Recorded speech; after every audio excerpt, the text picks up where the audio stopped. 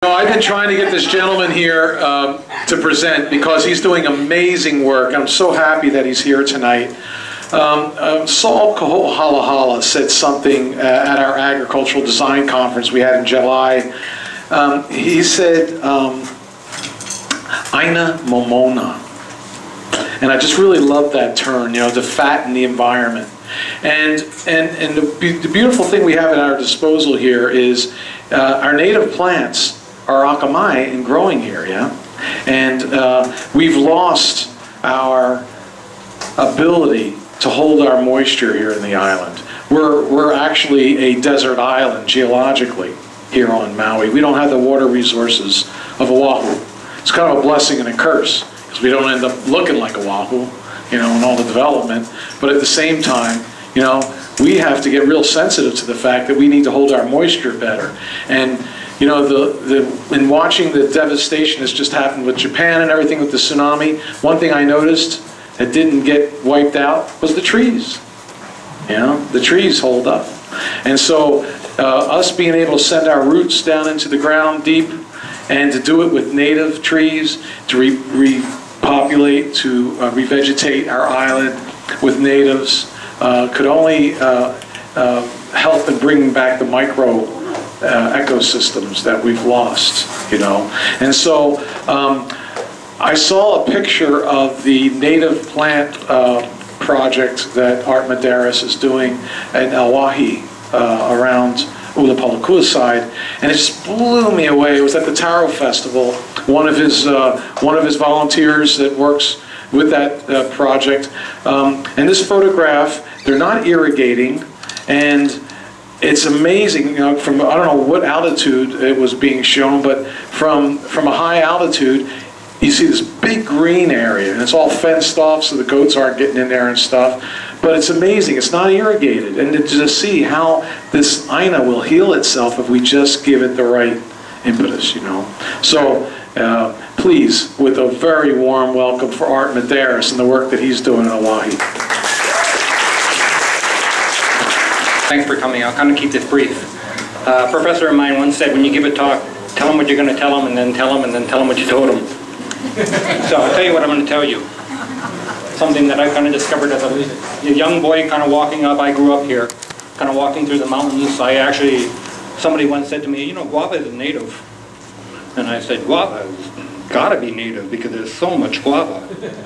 You know, and then you kind of come to this conclusion, well, it's almost like a mathematical formula. If guava isn't native, then, okay. And so I probably won't have time to go all through this PowerPoint, but what I'll tell you now is that what I learned in my career was that native plants are kind of on the run. And what my Hawaiian friend said is if you brought back a Hawaiian from pre-contact time and you put him almost anywhere at Maui now, he wouldn't recognize where he was. You know, if you brought him to Pukalani, they would say, because the soils of Pukalani are deep. And anytime you have deep soils, you have forests. And so almost anywhere on Maui, probably the forest fell into the sea, except where the lava just comes right up to the ocean. And so as a biologist, that's kind of what you discover. A lot of times I used to work as a biologist at Hawaiian National Park. I say until you pay your whatever amount of money to get into the park, you haven't seen a native plant. You drove all the way from the airport and you haven't seen anything that's from the land. Okay, and so that's one thing as a biologist. And the second thing is that our watersheds are in tatters. The leeward side is almost gone, and the windward side, even though it's there, is heavily invaded by weeds. And so, I don't know if we're going to get the PowerPoint up, but the PowerPoint basically is about the leeward side. You need my help, or are you just fussing? Well, you wanted to load software on the other one, so I got to try. No worries. But the leeward side is the side I'm working with.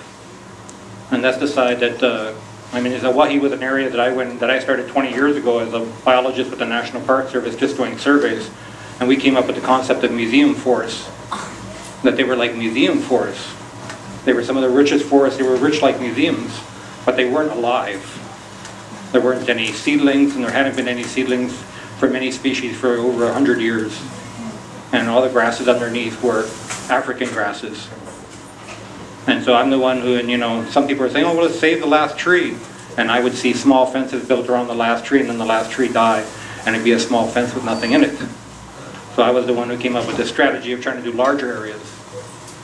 I think probably what you won't like me for is one of the weapons I use, Roundup, because I haven't figured out any better way to do it yet. But I use Roundup in a 1-kill time to get rid of the grass because I found out it's very vulnerable. And then if I quick plant in native plants, especially this one native plant, I can reestablish forest canopy. And when I reestablish forest canopy, I can kick in reproduction for the native plant seedlings that are native tree species that haven't reproduced in so long. So in the enclosure, 2/3 of them have reproduced. You know, whereas outside it's absolutely nothing. And the photo we talk about is Google, so it's Google Earth. If you just put in like Auwahi on Google Earth, you're going to see it's the square. Because I always say that I was visionary back then. I thought we'd never get to this point, but I was visionary in that I made the exclosure perfectly square. It was really hard to do across the lava, but I wanted to make it perfectly square because I never wanted anybody to mistake it for a natural feature. I always wanted people to say, why is that square so green? So let me, thanks a lot. If you just take it here, I'll just show you a few. Where? Which one? This one here. This little, that little icon there. And then so this is my exclosure that we started off. We started off planting this. We sprayed it out in 1997. We put the fence up in 1997, sprayed once, and started planting. This one we started just 5 years ago. Our techniques have gotten a lot better. We're just a lot more, what I would call surgical now. This is restoration. Restoration is being done all over the world to kind of see, hey, can we jumpstart native forests? I went to a big conference in Australia. Actually, it was amazing because half of the people there were women. Women are really powerful restoration people. But around the world, people are asking, can we bring back forests? Some people are saying there's no hope. And I'm just one who just thinks, you know, when I started off this project, there was a great teacher of mine who said, forget it, Art. He said, it's over. Just take pictures. And that was the kind of thing that I went back to him recently and I said, you know, maybe before you tell me something's impossible, you should have tried it a couple of times. Let's just go through a couple of this. Okay, so this is an important one. I don't have to go any farther than this slide and the next one. This is pre-contact vegetation of Maui. So this is what Hawaiians rode up onto the shore of, right? They come up to the shore, and so these green, the rains come this way. Okay, so they dump all their rains over here, and then this is the dry side, Kihei. Okay, so it means deep ohia forest on this side, and then bands of coal forest that come around here, and then bands of dry forest, and then bands of xeric shrublands. So in the next shot, non-vegetation which is not Hawaiian in nature is represented in red. So I often tell people, when people say save the rainforest, they're actually talking about the neotropics. And we should be saving the rainforest in Hawaii too, but in Hawaii, the rainforest is all that's left. And my dissertation concerns a couple of weeds that are kind of rampant on this slope now. And the kind of predictions are, if we just let everything roll the way it's rolling, it'll be about 100 or 300 years before there'll be what Simberloff, a famous ecologist, calls invasional meltdown, in which it just gets to the point where it's like the tipping point. It doesn't come back. And what we're now learning from some really good scientists in the Big Island is, like some of the forests over here, you might say, hey, there's forest over here, Art, or there's forest out over here, but there's not a single native species in them. And what we're learning now is that they don't function correctly because they don't have all the layers. A lot of times, especially, they misfunction in drought periods. Sometimes when there's lots of rain, they function just fine. But in drought periods, they misfunction. So that's what we're just starting to learn, that non-native forests misfunction. It's not only that they don't harbor native species, but they don't take care of us. This is kind of the history of the area. I don't really want to go through this. So can we just kind of... I'll say one thing is that the man that I work with later on, this is his great-grandfather here, William Kaiukomalie, and one of the early Hawaiian botanists of Ulupalakua, and I have the privilege of working with his great-grandson. Let's just go through this. You can kind of pick up some of this as they go through. This is where we started with. When Rock came back from China, he was the early explorer. When he went to China, he came back in the 50s. He came around the corner and they planted kikuyu grass. And he's said to have kind of fallen to his knees and wept at how far the forest had declined just in the 30 years since he saw it. And it grows up everywhere. The cowboys say if you sit in one place long enough, it'll grow right up your... It's this kind of... What can I rocket through here? Oh wait, that's the one back please if you can. If you can't, don't worry about it. This is the Google shot. Yeah, thank you. Yeah, it's nice. It's hard fought. It's hard fought. You know, I usually tell people that, I told people at the beginning of the project, I won't be here, you guys, but one day you'll be able to see this from an Aloha Airlines flight flying over. So I tell people that I show that I'm a better ecologist than I am a business. A couple of these, this is from a recent helicopter trip. Okay. I like the, can you, don't go back, just go forward. Native species, non-native species went from 87 then down to 7. And this for me is the neat thing, is that they stayed out. Okay, that's the neat thing. Native leaf litter went from 0 to 51% leaf litter now in the closure, and native species from 25 to 61. Next. And a lot of times when I take people, we kind of sacrosanct this area. No, we don't like to go in there because there's so many native species forming in here that I do plots, and it's now an experimental area because now statewide, people are starting to believe, wow, maybe we can actually do something. You know, so, but when I used to bring people in here like volunteers, I don't like to say a word. Because as you walk from the pasture into the forest, immediately, forest that's not 10 years old is over your head. And when I bring in Hawaiian kids sometimes, I have them say, I tell them, when we're outside, I say, put your hand in the grass. Now tell me what you feel. Oh, you know, it feels dry. It feels hot. It feels like I can feel the bones of the grass. Okay, then we go inside the enclosure. Okay, tell me what you, put your hands underneath the leaf litter. What do you feel? Oh, it feels like a refrigerator, kumu. It's so wet. It's all wet under there, kumu. And so now, I worked for USGS as a federal biologist before I got involved and started some nonprofits to try to do some real action-based things. But my group is interested in, well, how does this forest function now? Especially on leeward slopes. Windward slopes, it rains. And so the forest filters it, but it still rains no matter what. Even if you had concrete there, it would rain. But the forest filters it and holds it. But on leeward slopes, those are fog forests, those are cloud forests. So the fog comes, the fog goes, but forest grabs things, forest changes things. So can we just quick go through this? I know you have time. That's the control area where we did nothing. These are species outside the enclosure that are reproducing naturally. These are ones inside the enclosure that are reproducing naturally. Native seedlings. Rare ones aren't coming. This is some of the really rare things of Maui. Like 12 plants left, 9 plants left. This has 2 wild trees left in the whole world. That's both of them right there. Hawaiian outplanting ceremony with Kalei Suha, who now teaches at University of Hawaii. Procreation chant, where we do a little bit of a sex chant to tell the plant what we want to do, and then an introduction chant to introduce them to each other. The keiki going in. I always say with pictures like this, you know, as a biologist, I used to try to fool people to coming into the mountain to help me to save plants. And now I see it a slightly different way. That I'm as proud of the people that help take care of the plants as I am about the plants.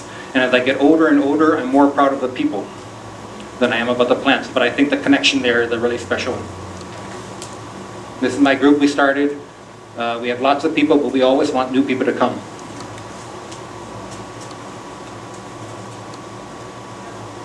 The ranch, this is on Ulupalakua ranch land, so it's like national park stuff on a private ranch. First they gave me this 10 acres, then they gave me this 23 acres. Recently they squeaked a little bit, but they gave me another 151 acres. This is me just asking them for land. This is our groups when we plant. You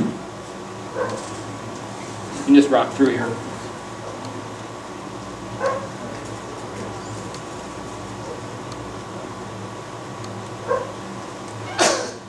Okay, this is my crew. Fern, Diana, Bob is head of our volunteers. This is Luke, our crew leader. Sunny, we lost Sunny, but she's our ex-volunteer coordinator. And Andrea was supposed to come tonight, but chickened out, and Kiai. She called me last minute. Do you mind if I don't come? Okay. Oh wait, one back. 2. If you're gonna, you have to go back. This could be the last one. This one right here. Okay, so this is the great-grandson. So this is Ainoa Kioko Malie. He's the great-grandson of that man in the black and white picture. Lives at Kahiki Nui. Barefoot kind of a guy, doesn't have a high school education. Bright, bright, bright. Reads. I'd like to get him a PhD.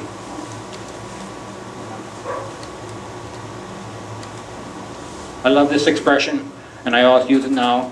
Malia paha kaiki uno paha kapuaku nui awale ka'a. Perhaps it is a small stone that can keep the big rock from falling down. And a lot of this wouldn't be happening without the special people that the Erdmans are. You know, we're hard negotiators with each other. They're running a ranch, and I'm a biologist, but we've learned to trust each other even if we don't agree, and to say what to speak honestly to each other. And I respect him for that. And in the new wave, if we wanted to go into it, if we were as cared as passionately about nature as the New Zealanders do, would be to put predator-proof fencing in and to start to restore ecosystem function. One more. By introducing some of the rarest things, especially some of the pollinators, so that some of the things is putting parts back in the engine, so that at least in small areas, the engine can somewhat function in kind of a modern and very changed world. And so if you want to come, I think there's one more. It would be right down here. Just give me an email at auwahi@yahoo.com. And we go up every 3 weeks. Thanks, guys. All right.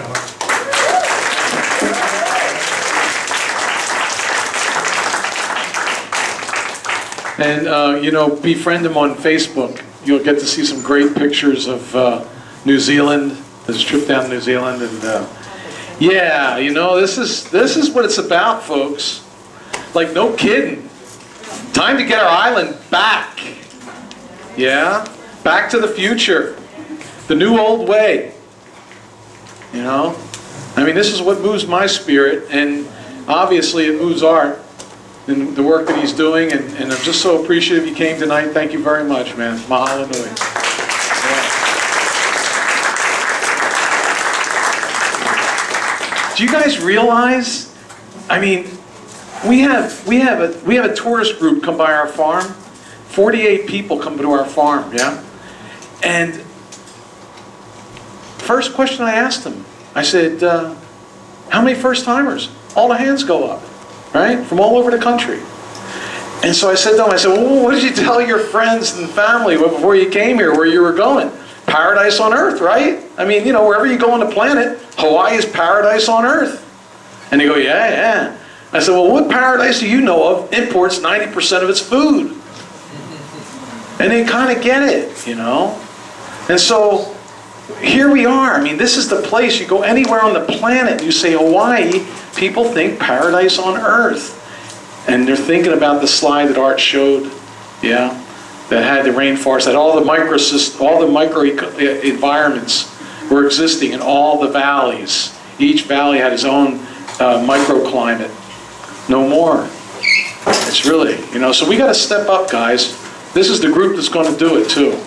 Got to make some noise, you know, make some noise. County Council's hearing the noise right now. Go make some noise to them.